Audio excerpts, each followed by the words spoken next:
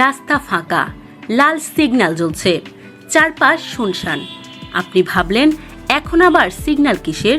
Police তো নেই, গাড়ির গতি বাড়ালেন, কেউ থামালো না, কোনো বাঁশি বাজলো না। কিন্তু রাস্তার কোণে স্থাপন করা ছোট্ট ক্যামেরাটি ঠিকই আপনার ডকুমেন্ট ক্লিক করে নিল। আর কিছুক্ষণ পরই ফোনে এলো SMS, ট্রাফিক আইন ভঙ্গের মামলা। আপনার মন হয়তো আঁতকে উঠল। এই মামলা আমার নামে কবে, কখন, কেন হলো? এসব নানান চিন্তা আপনার মাথায় ঘুরপাক খাচ্ছে। রাজধানী ঢাকায় ট্রাফিক ব্যবস্থাপনায় শুরু হয়েছে নতুন এক যুগ। ঢাকা মেট্রোপলিটন পুলিশ রাজধানীর গুরুত্বপূর্ণ মোড়গুলোতে চালু করেছে AI চালিত ক্যামেরা ও প্রসিকিউশন সিস্টেম। ডিএমপি সম্প্রতি বিভিন্ন ট্রাফিক সিগন্যাল ক্রসিং সহ 25টি গুরুত্বপূর্ণ মোড়ে এই উন্নত প্রযুক্তির AI ক্যামেরা স্থাপন করেছে। এসব ক্যামেরার ফুটেজের মাধ্যমে লালবাতির সিগন্যাল অমান্য, স্টপ লাইন অতিক্রম, উল্টো রাস্তায় চলাচল, যত্রতত্র যাত্রী ওঠানামা করিয়ে প্রতিবন্ধকতা সৃষ্টি, অবৈধ পার্কিং, লেফট লেন ব্লক করা সহ বিভিন্ন ট্রাফিক আইন ভঙ্গের ঘটনা শনাক্ত করা হচ্ছে এবং ডিজিটাল প্রসিকিউশন বা মামলা করা হচ্ছে। ইতিমধ্যে বাংলা মোটর থেকে জাহাঙ্গীর গেট পর্যন্ত গুরুত্বপূর্ণ মোড়ে বসানো হয়েছে এই স্মার্ট ক্যামেরা। মূলত AI প্রযুক্তিটা আসলে এই যে ট্রাফিকের যে AI প্রযুক্তি সেটা আসলে আমাদের জন্য নতুন।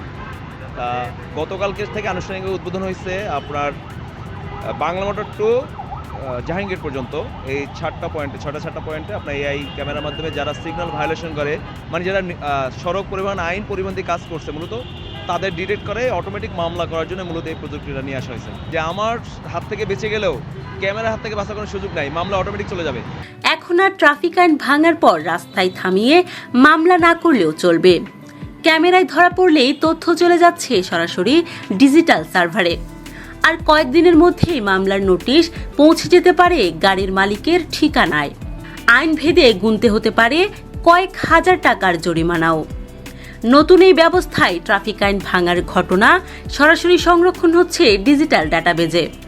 ফলে কারো অনুরোধ, পরিচয় কিংবা প্রভাব কোনোটাই আর কাজে আসবে না।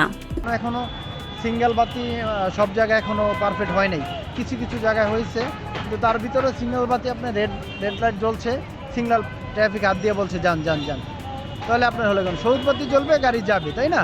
তাহলে এখন রেড লাইট জ্বলছে, তারপর আপনার গাড়ি যাচ্ছে। তাহলে যদি আপনি এটা যদি দিনের বেলায় যদি এটা আপনার কার্যকর না হয়, রাতের বেলা তো অবশ্যই তাহলে হবে না, তাহলে তো অটোমেটিক শুধু মামলাই হতে থাকবে।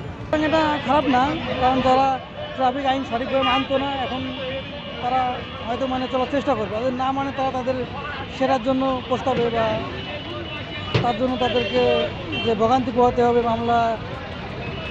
মামলার টাকা দিতে হবে, এটা ভোগ করার কারণে হয়তো বাকিরা সচেতন হবে এবং এই ট্রাফিক আইন না মানা প্রবণ করা হয়তো অনেক বেশি কমে যাবে। নতুন নিয়ম চালুর পর থেকেই রাজধানীর সড়কে কিছুটা পরিবর্তনও দেখা যাচ্ছে। আগে যেখানে অনেক চালক লালবাতি অমান্য করে দ্রুত রাস্তা পার হতেন, এখন সেখানে সবুজ সংকেতের অপেক্ষা করছেন অনেকেই। তবে এই প্রযুক্তি নির্ভর উদ্যোগ দীর্ঘমেয়াদে ঢাকার ট্রাফিক ব্যবস্থাপনায় কতটা শৃঙ্খলা ফেরাতে পারে সেটি এখন দেখার বিষয়। Sadia Akter, the daily campus, Dhaka.